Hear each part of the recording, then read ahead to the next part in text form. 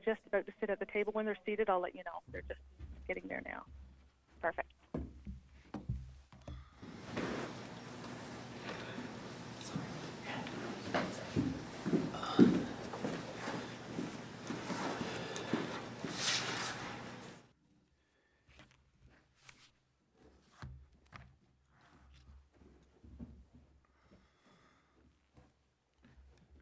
Okay, we're ready to go live. Perfect. You will be hearing music briefly as I transfer the line. I will then proceed with the introduction. Everything that you say from this moment on will be heard in the conference. Please stand by. Well, good afternoon, everyone.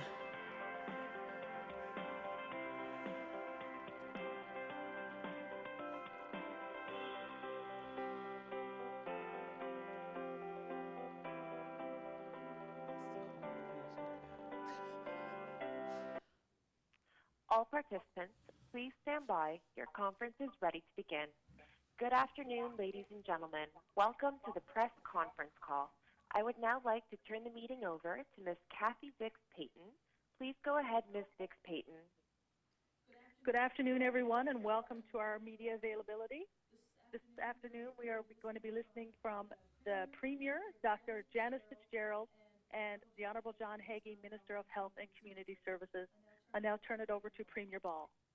Good afternoon, everyone. And first of all, we will start today's media availability with an update from Dr. Janice Fitzgerald, the Chief Medical Officer of Newfoundland and Labrador.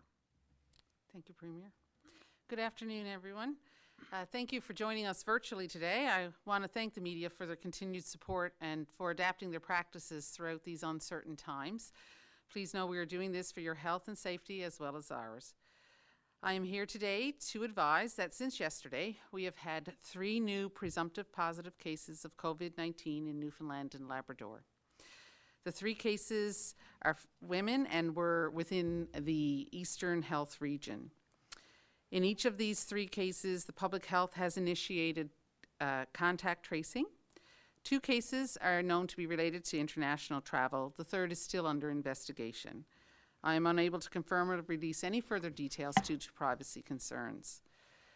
To date, this brings our total case numbers to 9. 3 cases are confirmed and 6 are presumptive. We have seen 5 new cases in the past 2 days. This is not unexpected. We are doing more testing. We are actively looking for contacts. Finding cases means our public health system is working as it should. The mobile testing sites in the 4 regional health authorities will support us in this effort. I want to stress this does not mean that the measures we have put in place are not working. In Newfoundland and Labrador, there have been 970 tests, and of those individuals who have been tested, 961 have been confirmed negative. I want to stress to everyone, if you are sick or feeling unwell, you must stay home. While we are not aware of community spread at this point, we do not want to put anyone at increased risk. We must adhere to the principles of social distancing. As I said yesterday, this means changing your daily routine. It means not gathering with your friends in your home, going out only for essentials, working from home if you can, and avoiding gatherings. I know this is difficult, but it also includes gatherings such as funerals. Wash your hands regularly. Ensure good cough and sneeze practices to protect yourself and others. I want to speak now about our seniors. We know that seniors are particularly vulnerable to this virus. We want to reduce their risk of infection. We should not visit our grandparents or elderly relatives or neighbors at this time. Seniors, too, must practice social distancing. This means not gathering for your usual card games or afternoon tea or coffee. But social distancing does not mean social isolation. As a community, we need to support our seniors, those who may live alone or who are at increased risk, to ensure they feel safe and connected to their community. Calling your family, friends, and neighbors is an excellent way to keep in touch. Call your grandparents to say hello and ask how they're doing. Call your elderly neighbors to see if they need some groceries or medications, but only help them if you are well. Do not go out if you are sick. I understand not visiting grandparents is a significant change to families, but please do your part to help everyone understand that these measures are to help ensure everyone's health and safety during these difficult times. A simple phone call can brighten someone's day. Ask how they're doing and what they might need. We are a province that supports one another, and we can get through this together. This is hard. Since last weekend, we have seen an increased number of cases, and we are at the beginning of this in Newfoundland and Labrador. And while to some, 9 may not seem like a lot, how we behave now will determine how COVID-19 will progress in our province. You must listen to what I'm telling you to do. This is for everyone's health and safety, and everyone must do their part to follow these measures. Thank you. Thank you, Dr. Fitzgerald. Today I want to open up by saying, today's news will not always be about someone else. The fact is, tomorrow's news could be about you. It will not always be about someone else. So as we let that sink in for a minute, we realize that we are in extraordinary times. And extraordinary times, well, they call for serious measures. Our government has put in a number of important measures to help prevent and contain the spread of COVID-19. So let me be clear. The guidelines that we've laid out in consultation with Dr. Fitzgerald are not suggestions. They are not recommendations. You must follow those guidelines. Do not go against what your health professionals are saying. The only way that we can stop this is through social distancing and following the rules that we have laid out. We are echoing comments that were made yesterday, but it's important that we remind the entire province, do not socialize in person. That means no house parties, no family gatherings, no dinner parties. And as Dr. Fitzgerald has already said, it's very difficult to ask our loved ones not to attend funerals, but it is an important message that we must send to our province. We know that this is tough for everyone, and I also understand that isolation is hard, but this is about saving lives, about saving your life. In today's world, we have technology available that provides us with a unique ability to call or FaceTime family and friends. Now, many of you know that I'm a grandfather. And like you, I too would love nothing more than to be able to spend time with my family and hug my granddaughter. But I know that in time, not seeing her is the best and the most responsible measure that I can take. I also understand that not being able to work is difficult. Working with the federal government, our government continues to put supports in place to help you. Today, we have announced financial supports for the child care sector. This support will ensure families do not have to pay fees during the closure period, and the continuation of wages and benefits for staff, including early childhood educators. Our government will provide funding to regulated child care centers and regulated family care homes. We have always said this crisis could continue for months, so this assistance will be in place until April the 30th and will be reassessed if necessary. In addition, regulated child care centers will continue to receive their operating grants. Now, to support students, effective March the 30th, we are suspending repayment of provincial portion of student loans. Repayments are suspended until September the 30th. No payment will be required, and interest will not accrue during this time. Additionally, health officers will be stationed at airports in St. John's and Happy Valley Goose Bay. These are the airports that could receive passengers from other provinces.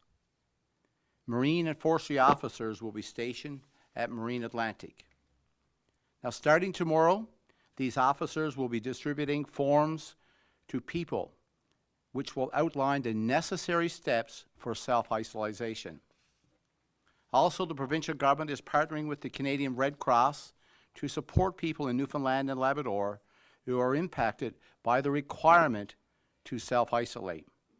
If you have concerns or issues arising as a result of you, your loved ones, being in self-isolation, Red Cross will have a range of supports for you through their helpline.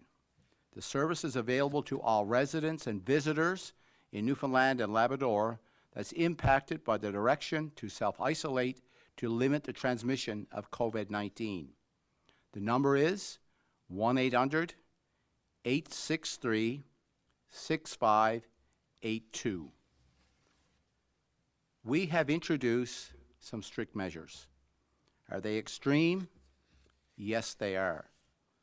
But we have done this as we are currently in the extreme and a very serious situation. As we see the numbers rise, I am saying to all Newfoundlanders and Labradorians, follow the measures that we have put in place. I have to strongly insist, stay inside, stay home. This will not always be about someone else. We will see the impact of people in Newfoundland and Labrador. The numbers will increase. You could be the next person impacted by COVID-19.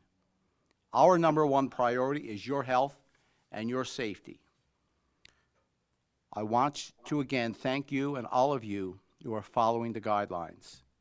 Once again, I want to thank our healthcare workers, our first responders, Dr. Fitzgerald, Minister Hagee, and all our officials working very hard behind the scenes to ensure we keep the spread down and ultimately protecting you. Our all-party committee is meeting on a daily basis. And before I go to questions today, I would like to ask Minister Hagee to make a few comments. Thank you very much, Premier. On a daily basis, Dr. Fitzgerald and her team provide my department and through me the rest of our government with updates on assessments of risk. You've seen the numbers of cases in this province increase. The time is now when we can influence the rate at which those numbers increase. That is important because that determines how readily our healthcare system will be able to respond to those more severely affected who might need hospital and possibly even respiratory interventions. So the distancing piece that my two previous speakers have really emphasized is absolutely crucial. It is not a time for your teenagers to take the car and for 4 or 5 of them to drive around in close confines for 4 hours in the evening. This is going to be hard because that is an age group of individuals who by and large feel that this will not affect them. But it does. We've seen it across the world. It affects young people as well as old. The old are more vulnerable, and we obviously will be paying increasing attention to what we need to do further to protect our seniors. Again, we go back to our daily assessment of risk. We have, through public health, some very robust measures. Labrador Grenfell Health, with it being so experienced, unfortunately, in contact tracing, has led the way and actually started the assessment centres a day or so ahead of the rest of the province. We now have drive-through centres by appointment only across the province. I would like to emphasize as well the duration of this. There are increasing calls for us to take ever more drastic measures, which may ultimately be necessary. But remember, what we do now we have to live with until possibly Canada Day. It is important that we, and through us, our seniors are supported in getting essential supplies such as food and utilities. And that will require some of these services to continue even when there might be calls for them to shut down. There is no way this island can survive, or this province, without regular inputs of food and supplies from outside. Labrador is geographically isolated and Newfoundland is an island.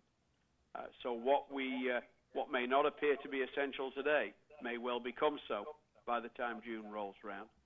We have very robust public health legislation, the strongest in the country. So we have been pleased with the results of the recommendations, the orders that Dr. Fitzgerald has issued by and large. But it is incumbent on every one of us, to follow those requests, because they are now no longer requests.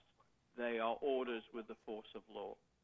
So thank you for those who have followed it, and to those who haven't, I really urge you, for the sake of yourselves, your families, and your communities, to think again.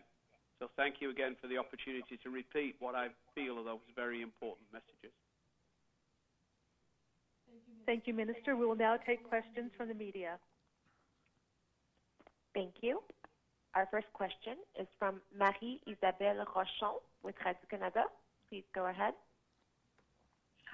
Yes, I would like to have more detail regarding the individual in Call Funeral Home that was tested later positive with COVID. I'm sorry, I didn't get the question. Individual in the funeral home. I would like to have more detail regarding the individual that attended two funerals at Call Funeral Home this week and that was later diagnosed with COVID-19. So Public Health is investigating all the cases that we've had in the past couple of days, and when those details are confirmed, and if there is any follow-up that needs to be done, then Public Health will be doing that follow-up in Eastern. Thank you. Why? Okay. Our next question is from Mark Quinn with CBC St. John's, Newfoundland. Please go ahead. Yes, hello, thank you. What happens when someone reports a person who's not following self-isolation regulations? I know there's a form for people to fill out. When one of those forms is filled out and sent to government, what happens next? Currently, Mark, those forms are being collated as of tomorrow in cooperation with the Royal Newfoundland Constabulary. There will be personnel sifting through those and undertaking investigations based on the information that's supplied. Thereafter, obviously, they may make some recommendations, and we'll take it from there. So we have a process in place, and that will begin more formally tomorrow. And as a follow-up, how many reports have been received to date? The system only went live last night and is in the process of actually being modified to remove the requirement for any paper or scanning. I will get you those numbers. I do not have them to hand now. Thank you. Thank you. Our next question is from Andrew Waterman. Please go ahead. Your line is now open. Hello. I'm with the Telegram. Just wondering, at what point will the province simply run out of money because of all the closures and the loss of income? Well, as you know, Andrew, we are experiencing, this is a global problem that we're facing right now. On Thursday of next week, we will be in the House of Assembly to bring forward a loan bill. And so right now, there's we will bring that piece of legislation forward next week. We're working with the federal government. All provinces are working with the federal government. So that, for us, is not an issue at this point. It's just that we need to get into the House of Assembly later this week to get a formal request for a loan bill. Thank you. We have no further questions registered at this time. I would now like to turn the meeting back over to Ms. Bix Payton. Do we have any further questions from reporters? We can continue on if you have any more. Ms. Payton? Hi. If you have any further questions, reporters on the line, we can continue on. Ms. Payton, we cannot hear your line.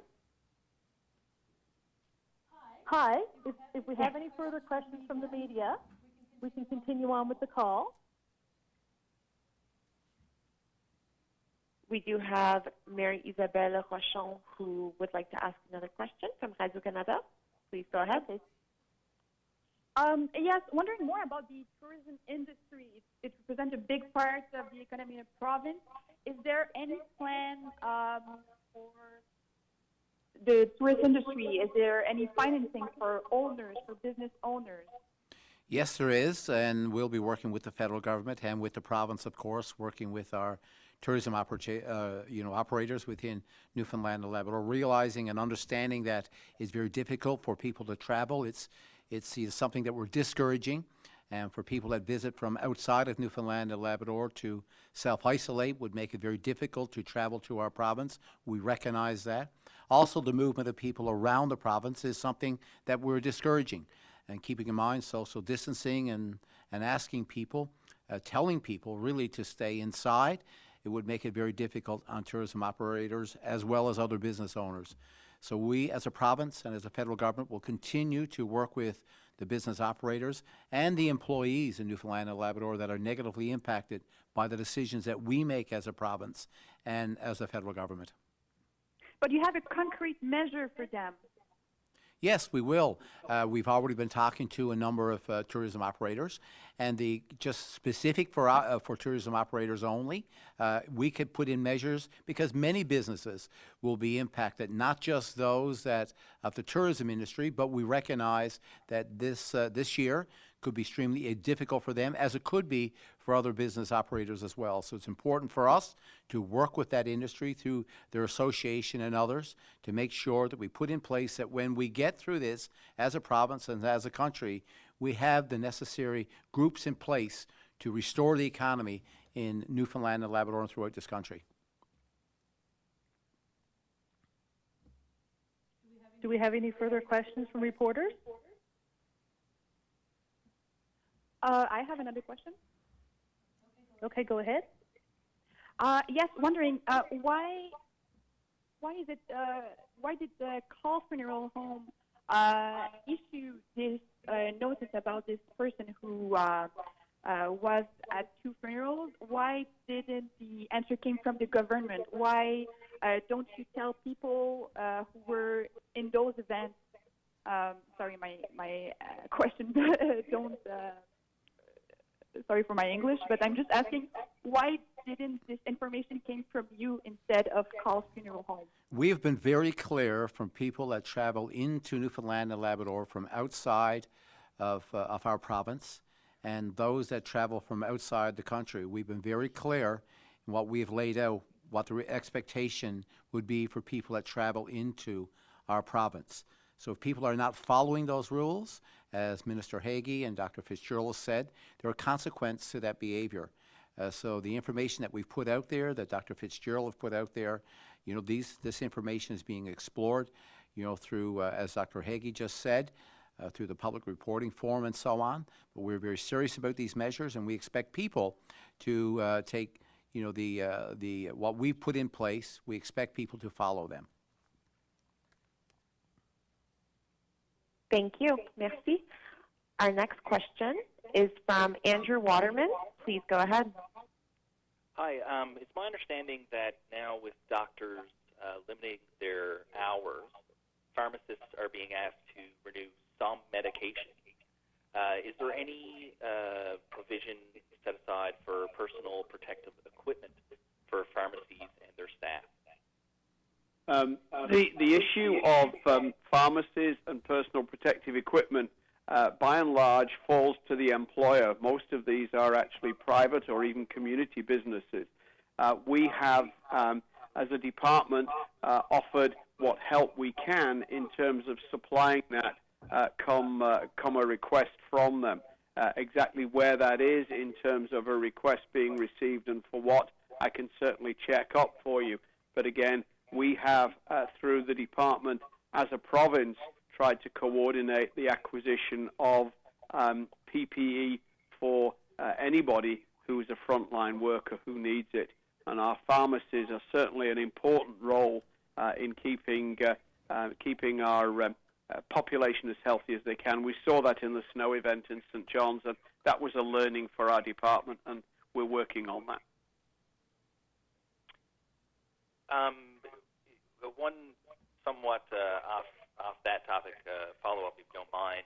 How many cases are being isolated in hospital versus at home?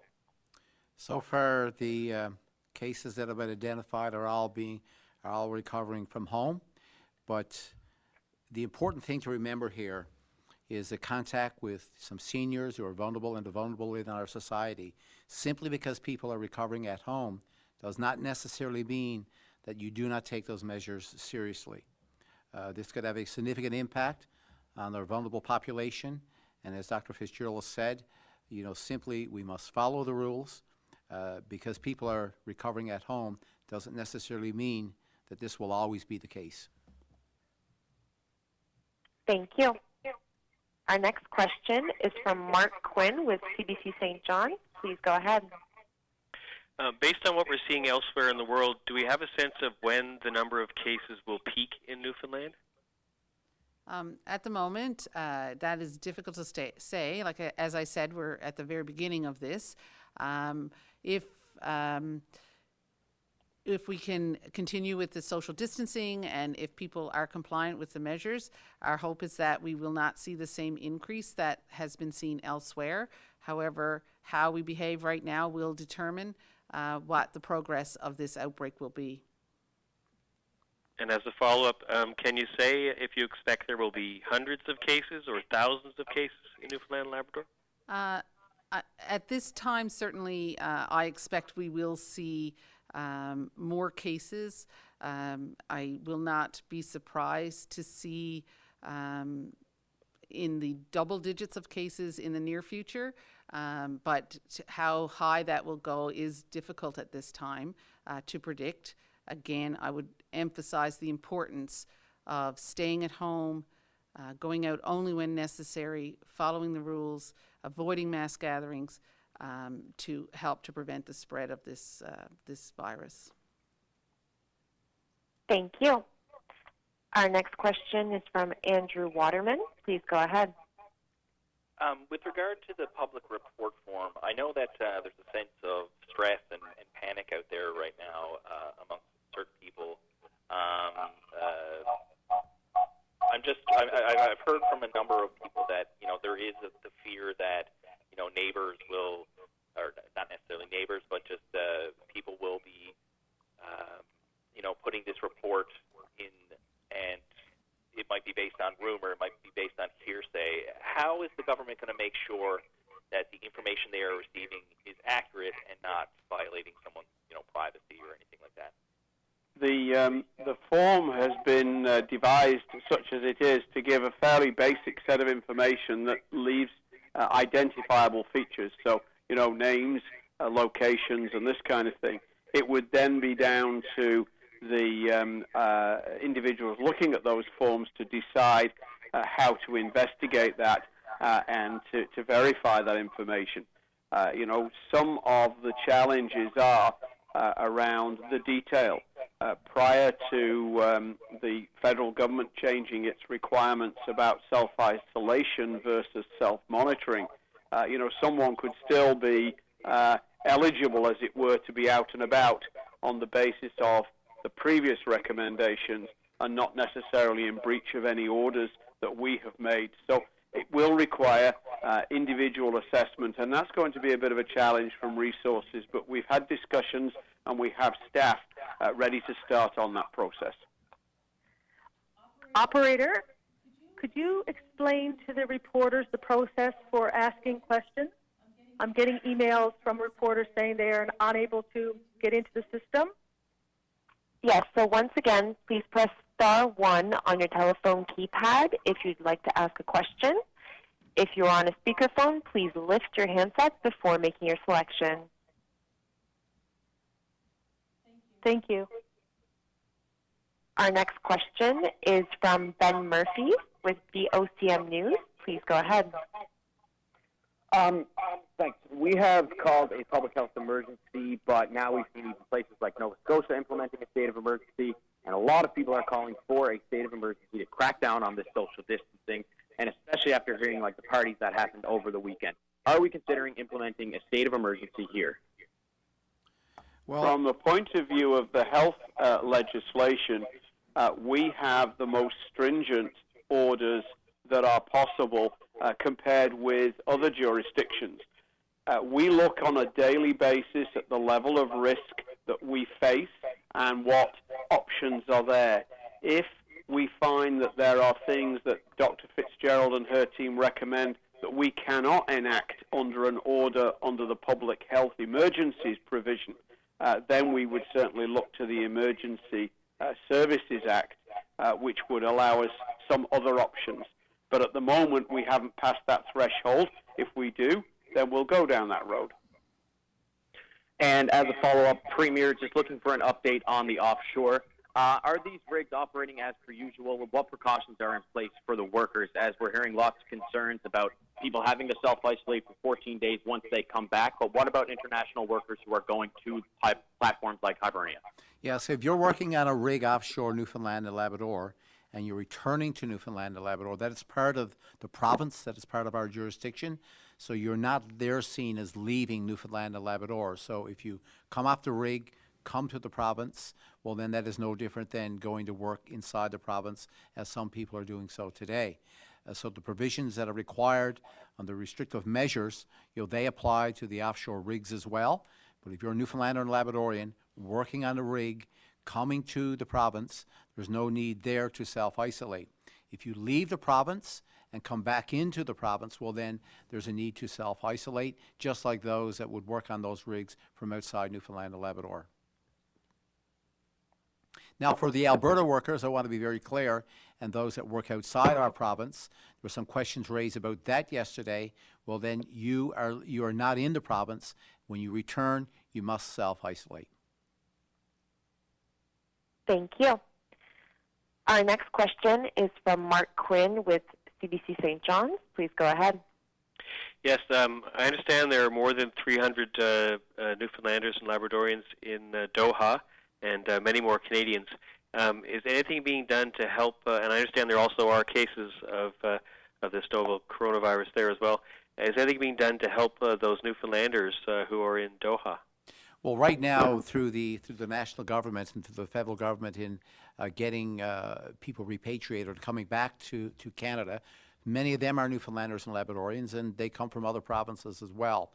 So right now, I know the federal government is working with Canadians that are outside of the country, putting in measures to get them back home, and a number of measures are already being in place to get the Canadians back to Canada, and that would include Newfoundlanders and Labradorians back to Newfoundland and Labrador.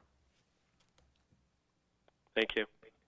Operator, could we take a question from Jody Cook of NTV? And our next question is from Jody Cook from NTV. Please go ahead. Hi there. Sorry, I've been trying to get on the line for some time, but haven't had much luck, so I appreciate that for facilitating. We've been hearing about other countries and provinces who have been ordering more ventilators. Here in this province, do we have enough staff to operate these machines if, in fact, we do get more ventilators in?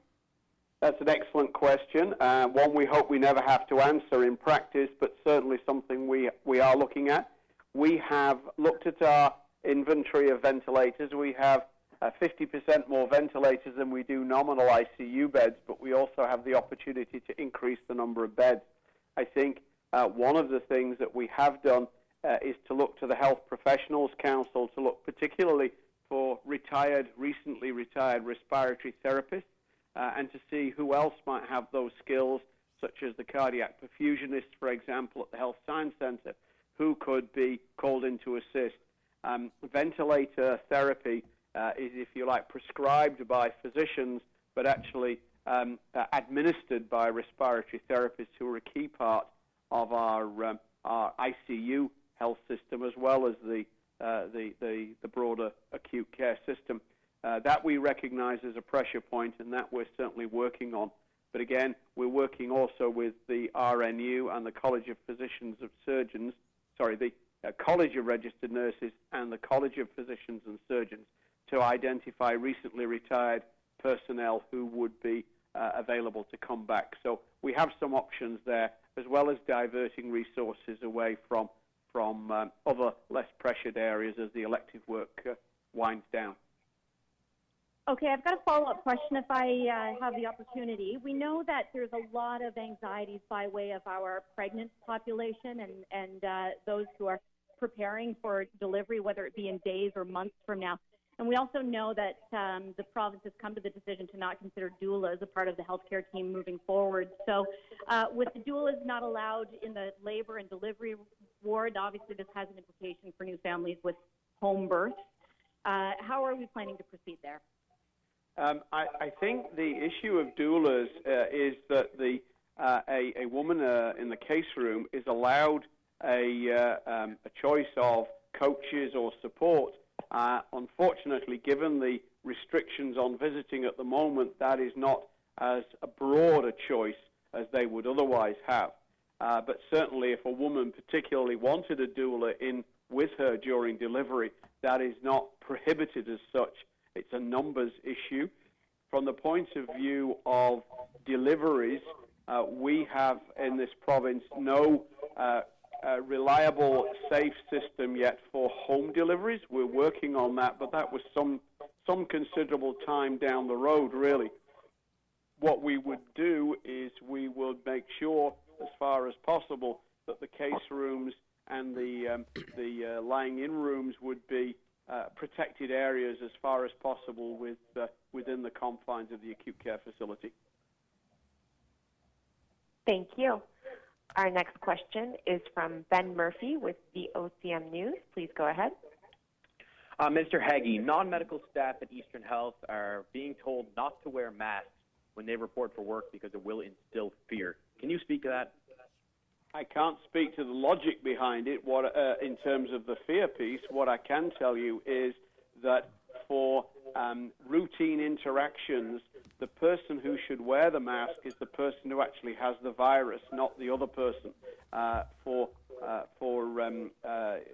One of the problems you see about people in airports is the wearing of masks in those kind of settings is actually, scientifically speaking, of no benefit to an asymptomatic well person wearing them. Obviously, if there are particular staff who are in high traffic, high contact areas face-to-face, then other options are there. And I know, for example, in our local hospital here, there is a plexiglass screen, and those kind of distancing methods are effective. So I can't speak to the peculiarities of that particular comment, but that's my general observation on it. And Dr. Fitzgerald, now with Call's Funeral Home releasing this information today for people to go get tested, and that someone who tested positive for COVID-19 was at the funeral home, we're still releasing very, very little information on anyone who tests positive. Do you think now it's time to maybe start releasing a bit more information rather than having individual businesses do it themselves? So public health is investigating those cases, and when they feel they need to make such announcements, they will. Sometimes businesses will take it upon themselves to go out on their own, and so public health will make those announcements if need be. Thank you. Our next question is from Mark Quinn with CBC St. John's. Please go ahead. Yes, I just want to clarify something. On Wednesday, a public health emergency was announced, and there were fines and possible jail terms announced for, breaking regulations regarding self-isolation. Do those fines and jail terms now apply to things like that we're talking about today, like having parties and visiting seniors? Are those now offenses? My understanding from the legislation, and we will certainly go back and check it again, is if someone is in breach of an order from the medical officer of health, then those penalties are what was prescribed in the act we passed in 2018. We have the text of the orders out there, and I think it would then be up to a law enforcement and a court to decide whether or not that constituted an offence under the Act. Okay, thank you. Thank you. Our next question is from Andrew Waterman. Please go ahead. Hi, we've noticed a number of people calling for a state of emergency. A petition, an online petition was sent telegrams away earlier today. which is gained almost 3,000 signatures at the moment. I'm just wondering what conditions need to be met, or is there a specific amount of cases that need to happen before a state of emergency would be declared? I think I would repeat my previous answer. We have some of the most robust public health legislation in the country, the advantage of having an act that is really less than 2 years old. We assess risk on a daily basis with Dr. Fitzgerald and a public health team, and at the moment, we haven't reached a situation where we feel that there are things that we cannot do that we need to do within the confines of the emergency and orders that Dr. Fitzgerald could make. Should that situation change, should we find ourselves in a situation where we feel on public health grounds that there are things that are outside the scope, the mandate of a public health emergency, we would certainly look at the Emergency Services Act to see if there was anything in there that would give us the power that we needed. And if we need it, we'll do it. And Andrew, I would reiterate what Dr. Hagee, Minister Hagee has just said. We have a public health state of emergency in place right now. If we need to advance this to make future decisions, because it may seem restrictive that we cannot do more, we will do whatever it takes. If we need a full-on state of emergency, as you're referring to, we will do that. But right now, under the provisions that we have put in place by some of the most progressive legislation around public health in this country, we can do what's necessary to reduce the spread and contain and delay the spread of COVID-19. So we will not hesitate to take whatever measures that are necessary to protect the people in our province. Do we have any further questions from Jody Cook or Ben Murphy? We have a question from Jody Cook and from Mary Isabel Rochon. Our next question is from Jody Cook. Please go ahead.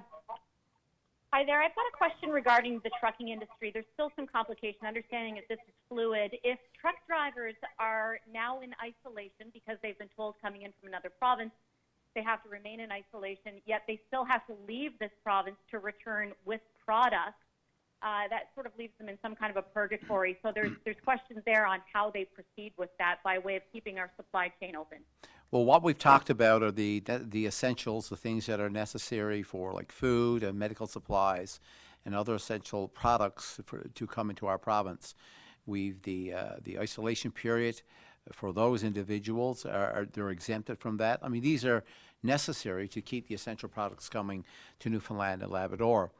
For people that are returning and leaving the province, regardless of what it is they're traveling with, we have not been notified of any concerns of this. I did speak to to members of the trucking industry when this exemption was put in place. And we recognize, there's things that we will need to look at in the future if something that's essential gets impeded by the exemptions that we put in place, and we're willing to look at all of this. But right now, we're not aware of any products leaving this province would be deemed essential.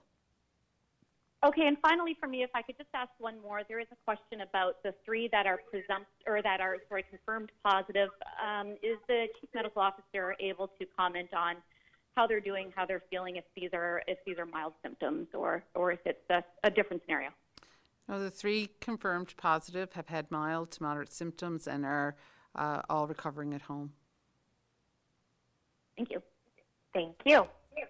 Our next question is from Mary Isabelle Rochon. Please go ahead. Yes, wondering what's happening with the construction industry. For example, I don't know, the Urgentia construction with Husky, or for example, the Mont campus. How is the government making sure that the social distancing measures are also put in place in the construction industry? Yeah, so we are working closely through the Minister of Natural Resources and others, and occupational health and safety, to make sure that those contractors are compliant with the restrictions that we put in place and the measures that we are taking. And so right now we understand and we've been talking to in particular with what's happening in Urgentia as an example, and they must be compliant. We will take the necessary steps if we find that they are not, And I think the companies that are involved there, they recognize, and in order for this to proceed, they must do so with with social distancing in mind. Also, with the services provided that would be required on a construction site. Things have changed, and these are not normal situations, and not normal in our province right now, not normal anywhere in the world. So we have to make decisions regarding those construction sites. We will do that too. But it's important that contractors, in order to keep people working, in order to keep those projects moving forward, that they must be compliant with the restrictions that are put in place and the measures that we are taking in recent days. Thank you. Our last question is from Mark Quinn. Please go ahead. Yes, I've got a question about long-term care facilities. I understand that people at long-term care facilities are allowed one visitor per day, which means that a facility with hundreds of residents could have hundreds of visitors. So the question is, why are visitors still being allowed to visit long-term care facilities? Thank you very much, Mark. That's an important question. And again, this is subject to a daily review, really, by Dr. Fitzgerald and her team, providing us with advice. Currently, the requirements are that these be asymptomatic visitors who have not traveled, and we will review this on a daily basis. The challenge that we've got is it's the one area where I have had as many emails to my department asking that visiting be kept open as I have had asking for visiting to be banned completely. So it's obviously a very emotional subject. People who live in long-term care are usually very keen to have visitors. It's important for their mental and physical well-being, and the staff there advise me that you can see a marked deterioration in the mental and physical health of people who do not get visiting. So it is a very touchy, very difficult area to which there is no easy answer. But at the end of the day, we will make the best decision we can on the evidence of the day, and it's something we look at frequently. And Mark, Minister Hagee is correct in saying, and this is really about finding a balance for our seniors, typically seniors that live in long-term care homes. And we all recognize the emotional impact when people are disconnected from their families, but yet, keeping in mind that we need to protect the staff that, supply the services and the daily care for those residents as well. So, we will do whatever it takes to protect our healthcare workers. Visitors must be asymptomatic, as Minister Hagee just said, but we also try and find a balance of keeping that family unit and that contact together is important for the health and well-being of those residents of long-term care sites as well. And just as a quick follow-up, I can see the predicament you're in and how important it is for people to have visitors, but in a case like this, when we're having a pandemic, really, shouldn't we err on the side of safety and prevent visitors, even those who are asymptomatic, I guess, because we don't know for certain that asymptomatic people don't carry the disease and perhaps can help spread it. No, and you do raise an important point. I think one of the other things that weighs very heavily on my mind is that these restrictions, were we to change them, that lockdown, if you want to use that term, could last for 3 months. That would be a significant problem for some of the people in long-term care and also for their families. In an effort to provide equal opportunity to all of our reporters, do we have any further questions from Ben Murphy or Jody Cook? We have one question from Ben Murphy from VOCM News. Please go ahead. Premier, just looking for a bit more clarification on offshore regulations. You've stated that workers who work within the province are not intended to self-isolate, but what about these international flyers who are on these same rigs and all being housed together? If they come to Newfoundland and Labrador, there's provisions made, I understand, to get them out of the province, and then they would have to comply with whatever measures are in place in the province that will be their final destination. But what we want to do here is to limit contact with people that live in our province. And if you're a Newfoundlander and Labradorian that will come, to come off a rig and your home is Newfoundland and Labrador, well, there's no need to self-isolate. But if you're staying in this province, then, or for those that international or those from outside of Newfoundland and Labrador, provisions made to get them to their final destination in a very safe manner that would not be, that they would not be interacting with people in our province. And just a quick follow-up on any non-essential businesses who are still remaining open. Is there going to be any kind of order come down that will force these businesses closed? So those orders will be reviewed. They have to be reviewed every 5 days, and so they will be reviewed today, and we'll be making any changes that we need to. Thank you. Thank you. We have no further questions registered at this time. I would now like to turn the meeting back over to Ms. Dix-Payton. Thank you, everybody, for attending. The time for questions has ended.